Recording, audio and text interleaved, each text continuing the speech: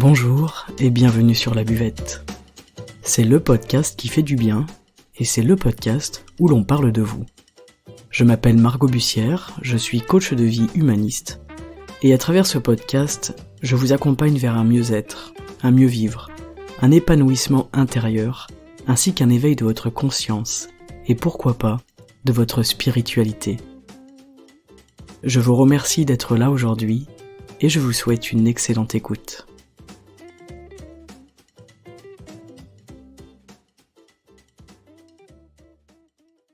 Aujourd'hui, j'ai décidé de vous emmener avec moi sur la terrasse d'un café. Je suis confortablement installé à ma table avec un Perrier tranche et à côté de moi également installé à une table, il y a deux jeunes femmes qui discutent. Et j'avoue que je tends l'oreille parce que j'adore écouter les gens discuter entre eux, c'est mon petit côté voyeuriste à moi et je trouve toujours les conversations de café très enrichissantes et puis très authentiques. Alors à cette table, il y a une jeune femme qui s'appelle Charlotte et qui discute avec son amie et donc j'apprends que Charlotte elle est écrivaine et qu'elle vient de publier un livre, en fait son premier livre. Elle est donc autrice publiée. Et dans la conversation, j'entends Charlotte dire à son amie « Si tu savais qui je suis vraiment, ce bouquin c'est un vrai coup de bol. » Et elle continue en disant « J'ai peur que les gens comprennent que je ne suis pas une vraie écrivaine.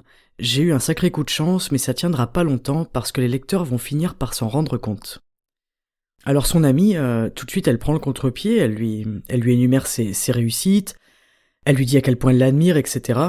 Mais vraiment, Charlotte, elle entend rien de tout ça. Et d'ailleurs, elle lui dit « Tu es exactement comme ma mère et ma grand-mère, tu m'idéalises trop, en fait. » Ce à quoi son amie répond « Et toi, tu te dévalorises constamment, tu préfères faire capoter tes chances plutôt que d'assumer ton talent et de croire en ton talent. » Mais autant de fois qu'elle a pu lui dire à quel point son livre est vraiment super, à quel point elle a du talent, eh bien autant de fois Charlotte, elle attribue en fait ce faux succès à des événements extérieurs, à des personnes, à de la chance ou à du hasard. Ensuite elle lui explique qu'elle enfile un costume d'écrivain en fait pendant les rencontres auxquelles elle est invitée et auxquelles elle ne dit pas non puisque évidemment elle refuse la moitié des invitations par peur d'être démasquée en fait de sa médiocrité comme elle dit et qu'ensuite elle enlève ce costume-là et qu'elle redevient la vraie Charlotte, la Charlotte toute simple, celle qui peut enfin retirer son masque. Elle lui raconte qu'elle se sent pas authentique en fait dans ce rôle d'écrivain, et que la vraie Charlotte c'est une fille absolument banale qui adore traîner chez elle en pyjama, pilou, bien à l'abri des regards des autres. La conversation continue et elle finit par jurer que ce qu'elle fait, en fait n'importe qui peut le faire. Elle a l'air vraiment convaincue par son discours.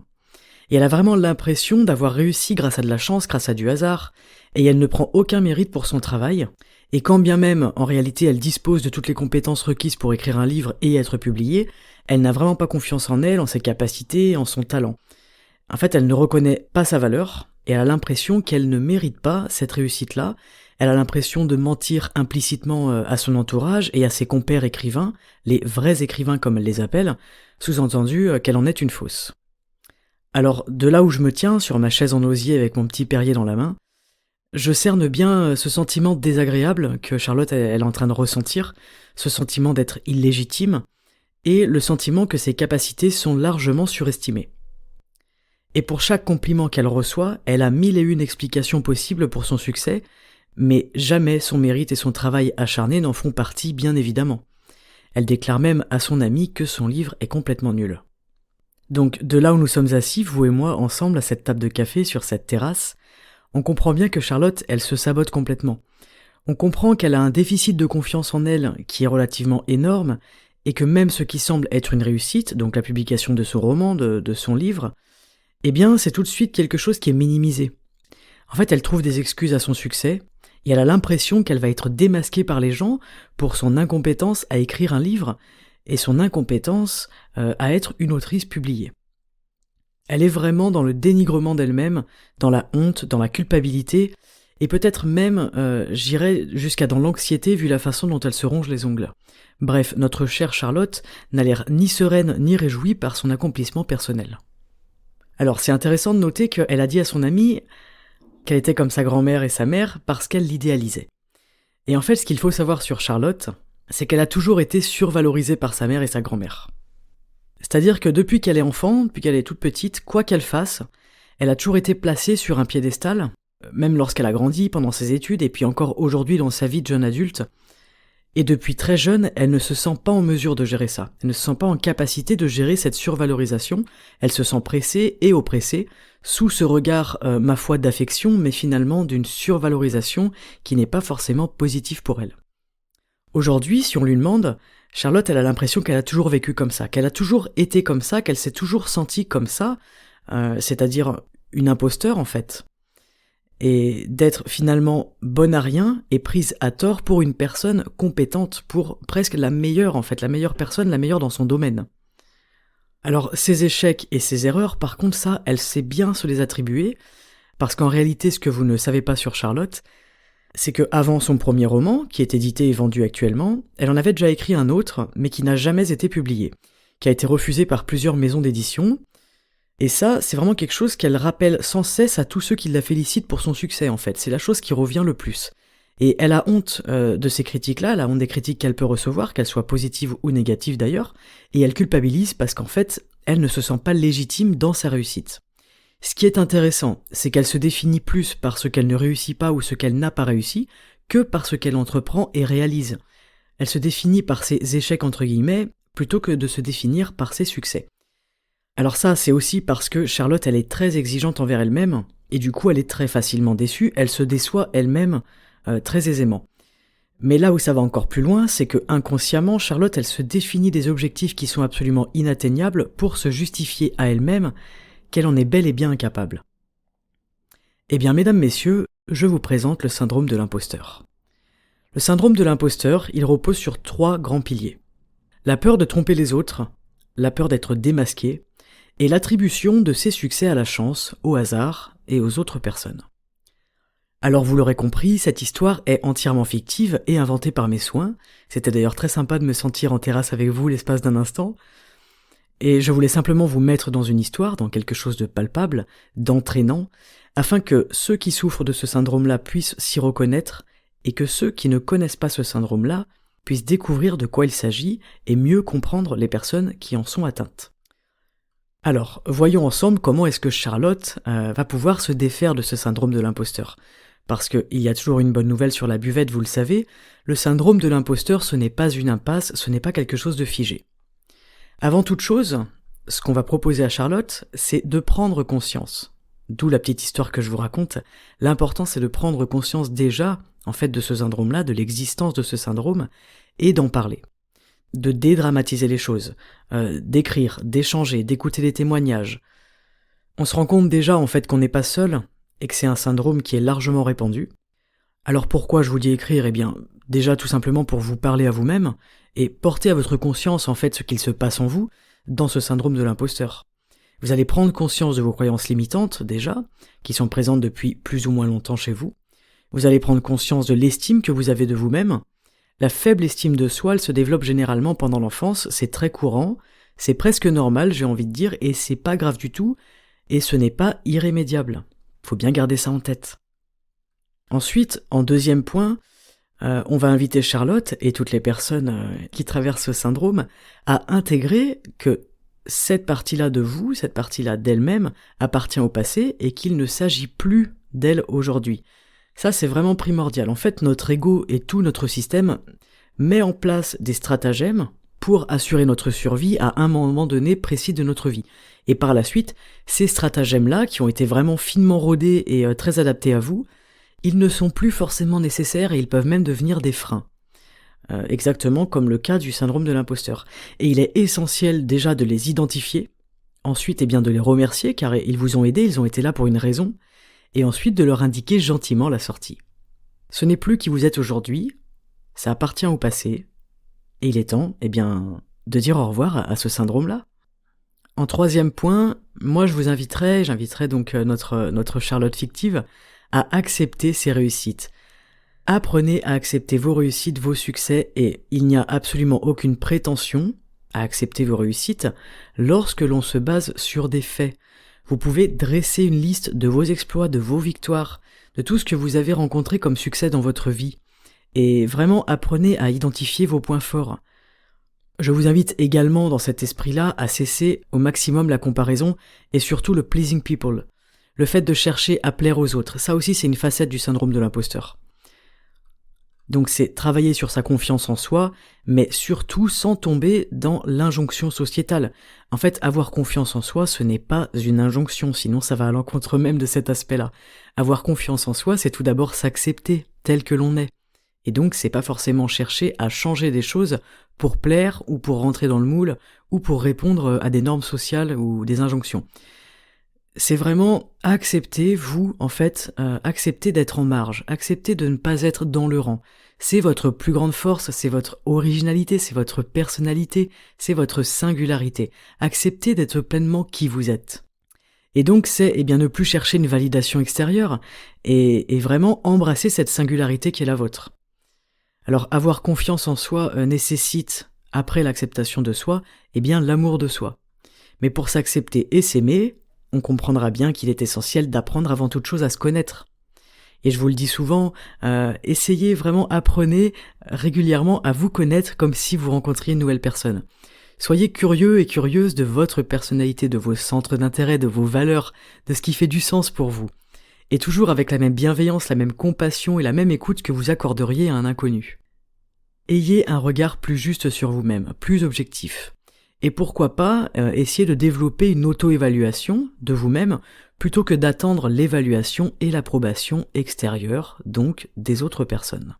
En 4e point, je vous invite aujourd'hui, ainsi que Charlotte, à identifier vos pensées automatiques. En fait, on a tous des pensées automatiques négatives, c'est tout à fait normal, et là, dans ce syndrome-là, dans le syndrome de l'imposteur, elles sont très présentes et elles nourrissent énormément de choses à l'intérieur de nous. Il est donc largement temps de les remplacer par des pensées plus réalistes, plus positives, et qui sont basées sur des faits et de la réalité. Charlotte, elle a réussi. Elle est autrice publiée, c'est un fait.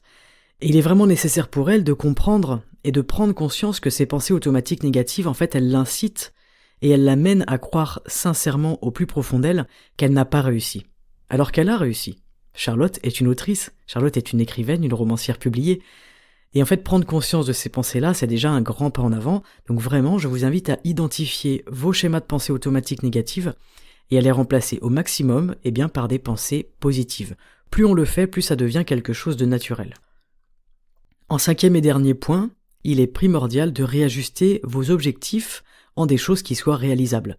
On l'a vu encore une fois avec Charlotte, elle choisit des objectifs qui sont absolument inatteignables, et en fait c'est le meilleur moyen de renforcer la faible estime d'elle-même, et de renforcer le sentiment d'incapacité. D'ailleurs, on fait ça exactement pour cette raison-là, c'est-à-dire qu'on fait ça pour se prouver qu'on a raison, et qu'on est incapable, parce que on est un imposteur. Le cerveau est vraiment bien fait, c'est impressionnant.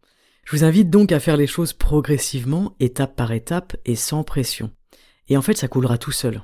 Et c'est ça la vie, c'est un long fleuve tranquille, n'est-ce pas? En se fixant en fait des objectifs qui sont absolument trop grands, trop énormes, trop d'un coup, on n'y arrive pas, du coup ça touche notre estime de nous-mêmes, et puis notre sentiment de confiance en nous, en nos capacités, c'est logique. Et du coup ça renforce ce sentiment-là d'être un imposteur et de se dire qu'en fait on n'est pas apte, on n'y arrive pas, on n'a pas les capacités. Donc voilà, réajustez vos objectifs en des choses qui soient réalisables. Il vaut mieux avoir plusieurs petits objectifs, prendre du plaisir dedans, prendre de l'autosatisfaction, très important, et ensuite d'avancer petit à petit, c'est beaucoup plus simple, et je pense que c'est beaucoup plus sain. Alors j'ai pris l'exemple de la survalorisation aujourd'hui avec Charlotte, mais évidemment la dévalorisation aura les mêmes conséquences. Des propos répétés dévalorisants à un enfant ou à un jeune adulte, des remarques constantes, des reproches, des critiques, tout ça, ça va évidemment créer un terrain propice à ce syndrome de l'imposteur, et ça va venir fragiliser la confiance de l'enfant en lui-même, en ses valeurs, en ses capacités. Personnellement, j'ai vécu les tourments d'un père aux propos dévalorisants, et à l'éducation paternelle qui poussait vraiment constamment à la compétition, il faut être le meilleur, il faut être le premier, etc. Et donc à la peur de l'échec, logiquement. Et en fait, ça m'en a dégoûté. Je me rappelle même qu'une fois, lors d'un cross en athlétisme, j'avais délibérément choisi de terminer dernière. J'avais attendu que les plus lents puissent me doubler pour finir dernière, en fait, et pour pas rentrer dans cet esprit de compétition-là que je vomissais, pour sortir de cette pression que je supportais plus, et presque quelque part par esprit de contradiction, et aussi pour montrer à mon père qu'en fait, je peux être dernière et je veux être dernière. Parce qu'en fait, je ne veux pas rentrer là-dedans. Je ne veux pas rentrer dans qui est le meilleur, il faut être le meilleur, il faut être compétitif, etc. Bon, ça c'est ma petite anecdote personnelle. Mais aujourd'hui, je me rends compte quand même que j'ai du mal à m'attribuer pleinement mes mérites, mes réussites, mes succès. J'ai tendance à dénigrer mon travail, mes créations, mes productions, ou toute autre chose qui puisse émaner de moi. Et j'en ai conscience, donc c'est moins présent, mais ça l'est quand même toujours, de temps en temps ça refait surface, et c'est intéressant du coup d'aller voir à l'intérieur, de voir ce qui se passe, pour que ça ne devienne pas quelque chose d'handicapant. Et en fait, l'idée c'est que ça ne tient qu'à moi d'en faire quelque chose de positif et de brillant pour moi-même. Ce n'est pas le parent qui est à blâmer, je pense sincèrement que les parents font de leur mieux, j'en suis persuadé, et je pense aussi que chacun est responsable de sa relation avec lui-même.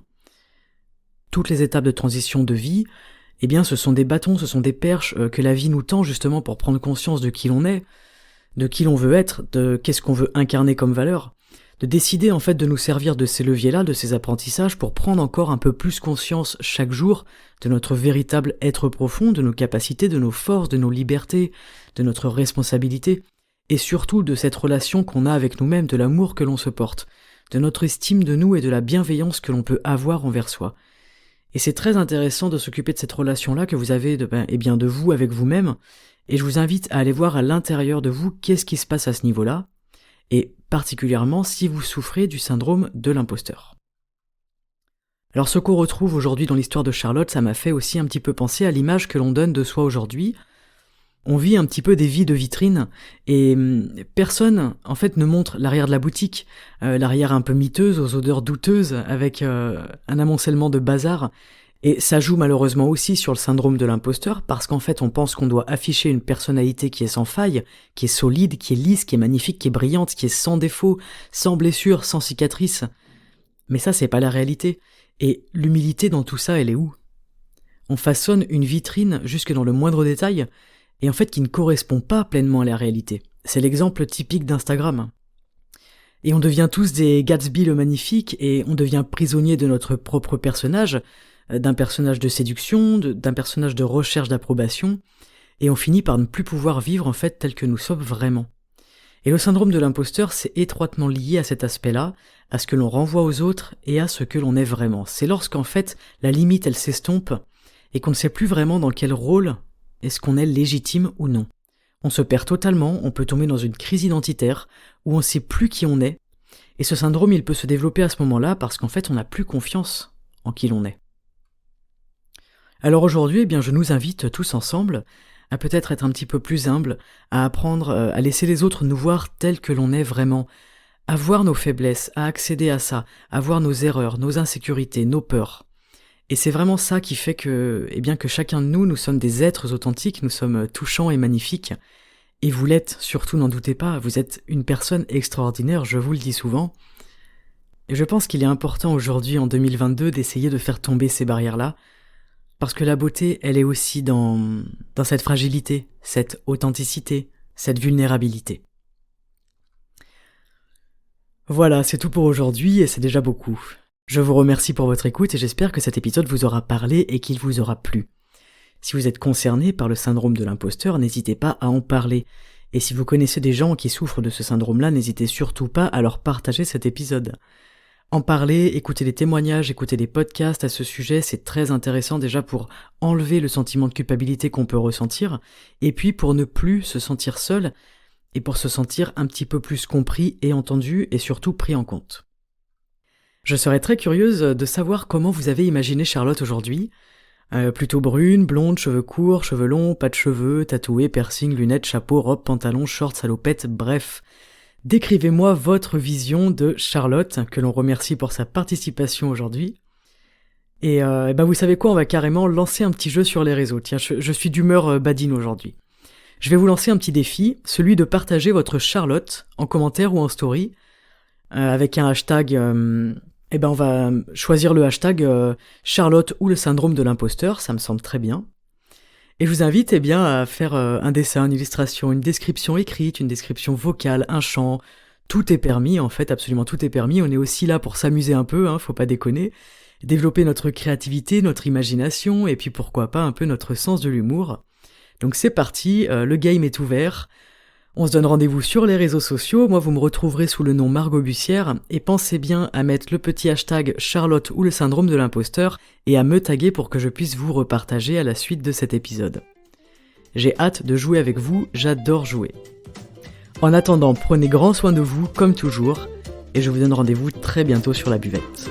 Ciao.